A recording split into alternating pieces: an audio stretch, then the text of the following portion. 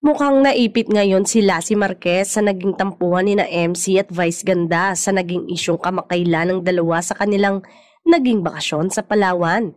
Mula nang mag-viral ang video ng di umano'y pamamahiya ni Vice kay MC ay hindi na napanood ang komedyante sa It's Showtime at nadamay na din si Lassie. Naiipit umano ngayon sa gitna si Lassie bilang bahagi ng Bex Battalion Trio kasama si MC at Chad Kinis. Nagkakilala sila sa comedy bars at lumago ang pagkakaibigan hanggang sa makabuo ng sikat na trio na Bex Battalion.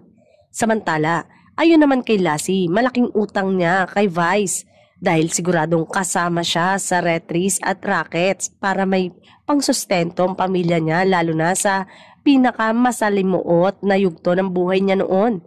Minsan pa daw, personal na pinanood ni Vice ang premiere ng pelikula ni Lassie para i-boost ito.